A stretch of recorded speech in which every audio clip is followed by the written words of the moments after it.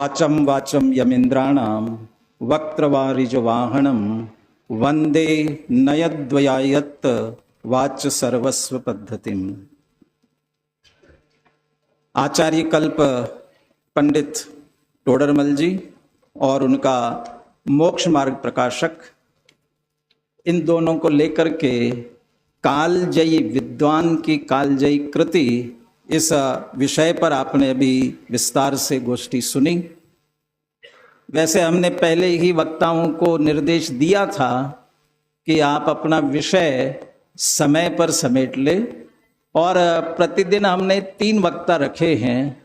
आज 4 वक्ता इसलिए रखे थे कि परिचय की बात है, और परिचय में जो बिंदु दिए तो उसमें कितना बोलेंगे, लेकिन क्या करें, सभी प्रवचनकार भी है, इसलिए कोई भी विषय दिया जाए तो उस पर विस्तार तो कर ही सकते हैं।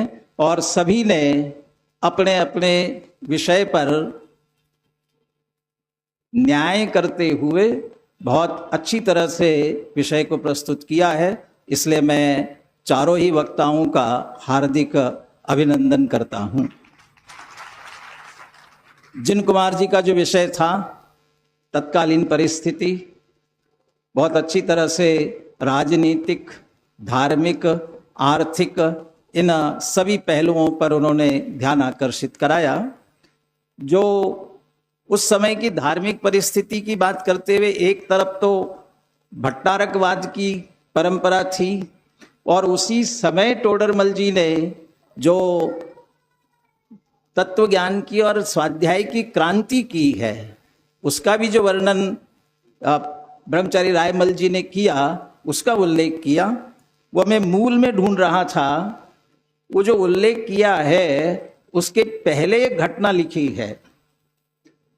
यहाँ लिखा हुआ है, ये जो पूरा वर्णन किया ना, भाई कितने लोग पूजा करते हैं, कितने लोग स्वाध्याय करते हैं, ये जो सारी बातें लिखी है, उसके पहले एक बात लिखी है। संवत 1817 आषाढ़ महीने में जो राजा उस समय माधो सिंह थे, उनके जो धर्म गुरु के रूप में श्याम राम ब्राह्मण, वे जैन मत के विद्रोही थे, और जैन मत का द्रोह करके उन्होंने अनेक जिन मंदिर तोड़वाए उस समय में, और अनेक प्रकार का विघ्न जैनियों पर किया। और इसका प्रमाण आप जयपुर में देख सकते हैं। ये हम सब विद्यार्थियों ने जहाँ अध्ययन किया ना, जिस कॉलेज में, वहाँ पर भी अंदर एक जिन मंदिर है, लेकिन उसे शिव मंदिर बना दिया गया है। यदि आप आमेर की तरफ जाते हैं और किले की तरफ कार के रास्ते से जाते हैं, तो 2-3 मंदिर वहाँ पर ऐसे हैं, और जिस पे बाहर अभी पुरातत्व का बोर्ड भी लगा हुआ है कि ये पूर्व में जैन मंदिर था और हिंदू मंदिर बना दिया गया। और ये करीब 1.5-2 वर्ष तक ऐसा उपद्रव चला, और उसके बाद वे लिखते हैं कि कुछ जैन धर्म का अतिशय कारण होने से पापिष्ट का मानभंग हुआ और जिन धर्म का फिर से उद्योत हुआ। उस समय का ऐसा भी उल्लेख आता है कि वो जैन कौन है, ये कैसे पहचानते थे। यदि रात्रि में जिसके घर से धुआं नहीं उठ रहा है, इसका मतलब रात्रि में खाना नहीं बना रहा है, इसका मतलब दिन में खाना खाता है, तो ये जैनी है। और उस पर उपसर्ग किया जाता था, तो कहते हैं वो जैन भी नकली धुआं करके अपना काम चला लेते थे। ऐसी परिस्थितियां उस समय थी, लेकिन उन परिस्थितियों में भी जो रुचिवंत होते हैं वे तो अपना कार्य निश्चित रूप से करते हैं। अशोक जी शास्त्री का विषय था टोडरमल से आचार्य कल्प तक की आध्यात्मिक यात्रा। जब हम विषय चुनते हैं तब अनेकों बार ध्यान नहीं जाता, लेकिन अब पढ़ रहे तो ऐसा लगता है कि इसमें कोई विरोधाभास तो नहीं है। टोडरमल से आचार्य कल्प तक की यात्रा है, और उसमें आध्यात्मिक यात्रा कैसे होगी? वो आचार्य कल्प की जितनी विशेषताएं बताई गई है, वह शास्त्र रचना, टीकाएं लिखना, ये विद्वत्ता का कार्य है। तो इस विद्वत्ता के कार्य में आध्यात्मिकता कहाँ है? और मैं यही खोजने की कोशिश कर रहा था, और मैंने नोट किया कि यहाँ पहुँचते हैं तो टोडरमल जी की आध्यात्मिकता ख्याल में आती है, सम्यक सन्मुख मिथ्या दृष्टि और रहस्यपूर्ण चिट्ठी। अब मैंने नोट किया, और जैसे टोडरमल जी की विशेषता है ना कि आपके मन में कोई शंका उत्पन्न होती है तो आगे उसका उत्तर आ जाता है। लगता है अशोक जी के अध्ययन करते करते उनके अंदर भी टोडरमल जी उतर गए थे, और जो मुझे शंका खड़ी हो रही थी यहाँ तक पहुँचते हैं कि नहीं, वो दोनों बातों की तरफ उन्होंने निश्चित रूप से संकेत किया था। आध्यात्मिकता के लिए दादा ने एक वाक्य लिखा प्रस्तावना में, जो उन्होंने सम्यक ज्ञान चंद्रिका की टीका लिखने के बाद प्रशस्ति में जो स्वयं का परिचय दिया टोडरमल जी ने। सभी जो अपना परिचय देते हैं, माता पिता गोत्र, ये सब परिचय तो उन्होंने दिया, और उसके साथ जो बात लिखी, तिस पर्याय विषय जो कोई देखन जानन हारो होय, मैं हूं जीव द्रव्य गुण भूप एक अनादि अनंत अनूप। और ये अरूप, इस संदर्भ में टोडरमल दादा लिखते हैं कि उन्हें मैं टोडरमल हूं इसकी जगह मैं जीव द्रव्य हूं इसकी अनुभूति अधिक प्रबल थी। और ये उनकी आध्यात्मिक यात्रा है। जो अधिक विद्वान होते हैं ना, उनके भटकने की संभावना होती है, कुछ विशेषताएं होती है, और कहीं ना कहीं प्रसिद्धि का लोभ और बहुत सारी बातें। जैसे बनारसी दास जी अच्छे कवि थे तो उन्हें बढ़िया नवरस की रचना की, लेकिन जब आध्यात्मिकता की तरफ मुड़े तो उन्होंने उसको गोमती नदी में बहा दिया। तो टोडरमल जी भी इस आचार्य कल्प की परंपरा में इतनी बड़ी बड़ी महान टीकाएं लिखने में कहीं वह अपनी आत्मानुभूति और अपनी आत्मा को तो कहीं भूल नहीं गए थे, और निश्चित रूप से ये नहीं भूले थे, ये निरंतर उनमें अंदर विद्यमान था। ये उनकी वास्तविक आध्यात्मिक यात्रा थी। राजन जी ने मोक्ष मार्ग का प्रारूप और विषय विस्तार, इस पर बहुत विस्तार से ही चर्चा की। उन्होंने जब प्रारूप बताना प्रारंभ किया, क्योंकि मोक्ष मार्ग प्रकाशक है ना, और विस्तार आगे, तो उन्होंने सम्यक दर्शन, सम्यक ज्ञान, सम्यक चारित्र से प्रारंभ किया। तो फिर 8 अधिकार क्या है उसके पहले के, तो फिर बाद में विषय विस्तार में पीछे वो आए और क्या क्या वर्णन किया है ये पूरा बताया। मैं तो कहता हूं टोडरमल जी किसी आर्किटेक्ट से कम नहीं थे। आर्किटेक्ट जैसे एक पूरा भवन कैसे बनेगा, अकेला भवन नहीं बनेगा, उस भवन में कक्ष कहाँ कहाँ बनेंगे, कक्ष जहां बनेंगे उसमें खिड़की दरवाजे कहाँ होंगे, ये सारा नक्शा उसके बराबर चित्त में होता है और कागज पे उतारता है और इंजीनियर उन्हीं के अनुसार बनाता है। निश्चित रूप से टोडरमल जी के चित्त में पूरे मोक्षमार्ग प्रकाशक का प्रारूप उनके सामने था, और उसमें से एक एक अधिकार, और उस एक एक अधिकार में क्या क्या विषय लेना है, ये निश्चित रूप से उनके चित्त में रहा है। ये तो हमारा दुर्भाग्य है कि वो पूरा नहीं हो पाया, लेकिन उसके संदर्भ में जो वाक्य लिखा है, अपूर्ण होने पर भी अपूर्व है, क्योंकि हमारा प्रयोजन सिद्ध करने के लिए पर्याप्त है। दादा ने इसके संदर्भ में एक बात लिखी है, 12 स्थानों पर टोडरमल जी ने उल्लेख किया है। इस विषय का वर्णन आगे करेंगे, विशेष लिखेंगे। एक तो कर्म अधिकार लिखेंगे, ऐसा लिखा हुआ है। इसका मतलब उनके चित्त में पूरा प्रारूप था और बराबर उस विषय को उसी तरह से विस्तार वो करना चाहते थे। 6 डाला और मोक्षमार्ग प्रकाशक की तुलना करते हैं। 6 डालाकार प्रारंभ में लिखते हैं, जय त्रिभुवन में जीव अनंत, सुख चाहे दुखते भयवंत, ताते दुखहारी सुखकार, कहे सीख गुरु करुणाधार। तो सुख चाहे दुखते भयवंत, तो दुखते भयवंत है तो पहले दुख का पूरा वर्णन करते हैं, और फिर दुख के कारण, और फिर दुखहारी सुखकार जो सम्यक दर्शन ज्ञान चारित्र रूप मोक्ष मार्ग है उसका वर्णन करते हैं। ते प्रारूप पूरा निश्चित रूप से उनके चित्त में रहता है। विपिन जी का विषय था ग्रंथ की आगम सम्मत प्रामाणिकता। ये प्रश्न खड़े करने की आवश्यकता क्या है, क्या करें? आजकल सब कुछ टेस्ट करके देखने की आदत पड़ी हुई है। जैसे आचार्य समय सार की टीका में जो अतिरिक्त गाथाएं हैं उसमें गाथा मिलती है सोना बनाने की विधि, उसके संदर्भ में गाथा मिलती है। मेरे से मत पूछना, मुझे नंबर पता नहीं है कौन सी है, क्योंकि आपके चित्त में भी जिज्ञासा हो सकती है। सोना बनाने की विधि है तो जरूर देखना चाहिए। ऐसा ही समझ लीजिए किसी ने उसी विधि से पूरा प्रयोग किया और सोना यदि नहीं बना तो फिर जैसे आचार्य तो अप्रामाणिक हुए, क्योंकि आपने लिखा और वो तो बात सिद्ध नहीं हुई। लेकिन उसकी टीका में उन्होंने एक वाक्य लिखा हुआ है, यदि आपके पुण्य का उदय हो तो आपको सोना सिद्ध होगा, और सिद्ध नहीं हुआ तो आपके पुण्य का उदय नहीं है। तो हो सकता है उन्होंने अपना बचाव कर लिया। अरे भाई ऐसा नहीं होता है। टोडरमल जी ने एक जगह लिखा है, गधा मिश्री खाने से मर जाए तो सज्जन पुरुष तो मिश्री खाना नहीं छोड़ते हैं। ये अध्यात्म की चर्चा करने से कुछ लोग भ्रष्ट हो जाएंगे, इसके संदर्भ में बात करते हुए। अब कोई कहे कि प्रयोग करके देखते हैं, भैया मत करना। यदि सचमुच ही ऐसा होता हो तो एक संगी पंचेंद्रिय जीव का, तो ये कोई प्रामाणिकता करने की बातें नहीं है।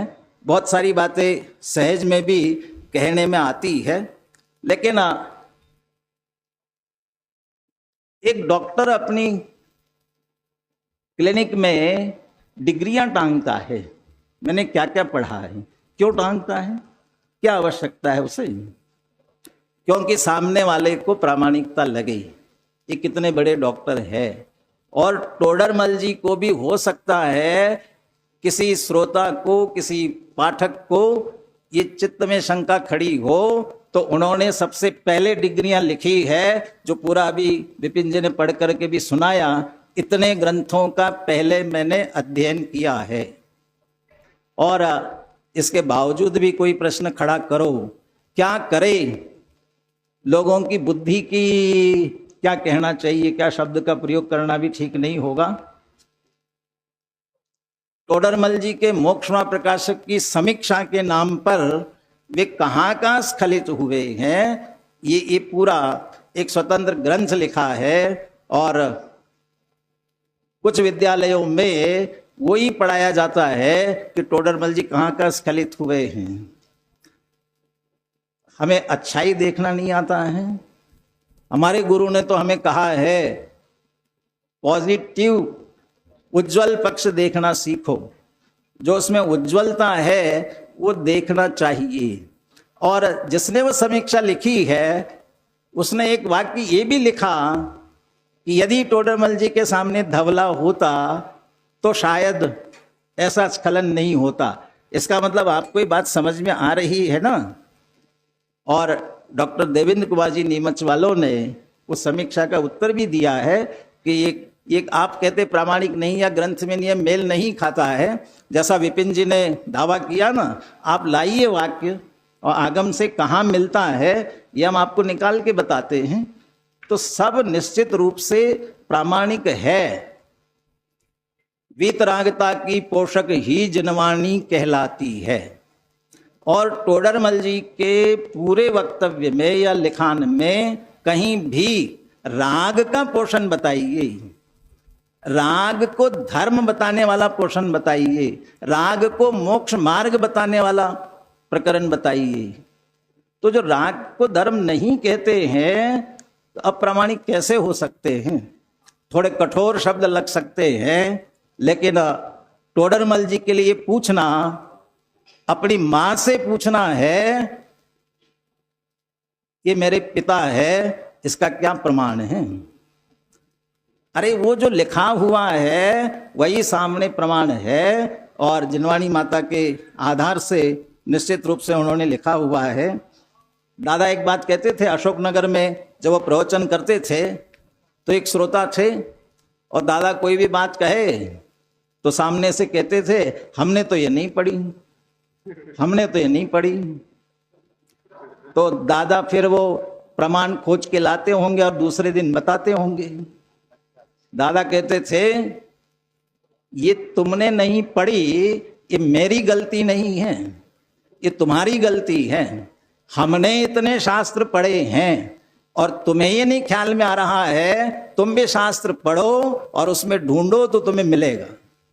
तो टोडरमल जी पर यदि शंका कर रहे हैं तो हम आगम पढ़े तो निश्चित रूप से उनकी प्रामाणिकता हमारे ख्याल में आएगी और मिलेंगी। राजस्थान की धरती वीरों की धरती है, जहां महाराणा प्रताप जैसे युद्धवीर हुए, भामाशाह जैसे दानवीर हुए, दीवान अमरचंद जैसे सिंह को जलेबी खिलाने वाले हुए, और उसी धरती पर तत्व ज्ञान का यथार्थ डंका बजाने वाले हमारे टोडरमल जी हुए। और निश्चित रूप से वे भी एक धर्मवीर है।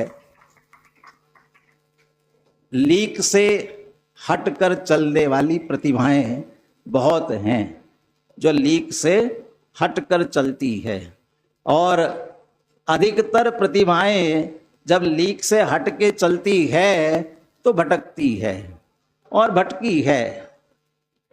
लेकिन टोडरमल जी ऐसी एक विशिष्ट प्रतिभा थी कि जो लीक से हटके चले लेकिन भटके नहीं। लेकिन मैं कहता हूं, टोडरमल जी लीक से हटके कहाँ चले? उनकी वो प्रतिपादन की शैली के कारण हम कहते हैं, लेकिन लीक से हट करके कहाँ चले? बल्कि मंगलम भगवान वीरो, मंगलम गौतमो गणी, मंगलम कुंद कुंदारियो, यहाँ तक की जो लीक चली आ रही है उसी लीक पर टोडरमल जी चले हैं। बल्कि इस लीक से जो भटके थे उनको वापस लीक पर लाने का प्रयास टोडरमल जी ने किया है। इसलिए वास्तव में टोडरमल जी लीक से भटके नहीं हैं। भटकना और अटकना दोनों ही मंजिल तक पहुंचने में बाधक होते हैं, और टोडरमल जी हमें सचमुच में न भटकने देते हैं न अटकने देते हैं। अग्रहित मिथ्या दृष्टि अनादि से भटक रहे हैं, ग्रहित मिथ्यादर्शी और अधिक भटक गए हैं, और कदाचित शास्त्राभ्यासी हुए हैं वह कहीं न कहीं अटके हैं। कोई क्रिया जड़ थई रहा, शुष्क ज्ञान मां कोई, माने मार्ग मोक्ष नो करुणा उपचे जोई। ये कहीं न कहीं अटक रहे हैं, भटक रहे हैं। और टोडरमल जी ने इनकी भटकन और अटकन निकाल करके जो यथार्थ वस्तु का स्वरूप है वह मोक्ष मार्ग प्रकाशक में हमारे सामने रखा। विषय रखा है कालजयी। सचमुच टोडरमल जी कालजयी हैं। पहले ही प्रश्न उठाया था, वो तो 47 वर्ष की उम्र में चले गए, कहाँ काल पर विजय प्राप्त की। ये काल पर विजय प्राप्त करना, इसका मतलब वास्तव में कालजयी नहीं है। मैं तो कहता हूं उनकी विद्वत्ता, उनका लेखन वह काल से प्रभावित न हो, वह सचमुच में कालजयी है। और टोडरमल जी ने जो बात लिखी है, आदरणीय बाबू भाई मेहता जो बात कहा करते थे, आजे मानो काले मानो, अनंत काल पछी मानो, मानो तो एवं पड़से। टोडरमल जी ने सचमुच में वही बात लिखी हुई है जो अनादिकाल पहले जो थी अभी है, और आगे अनंत काल बाद भी वही रहने वाली है, क्योंकि वस्तु का स्वरूप उन्होंने हमारे सामने निकाल करके रखा हुआ है। इसलिए निश्चित रूप से वे कालजयी है और उनकी कृति भी कालजयी है। और हम भी इस काल पर, मृत्यु पर और अजर अमर बनना चाहते हैं, अर्थात मुक्ति प्राप्त करना चाहते हैं, तो टोडरमल जी के इस मोक्ष मार्ग प्रकाशक का गहराई से अध्ययन करे और अपना मोक्ष मार्ग प्रशस्त करे। इसी मंगल भावना के साथ जय जिनेन्द्र।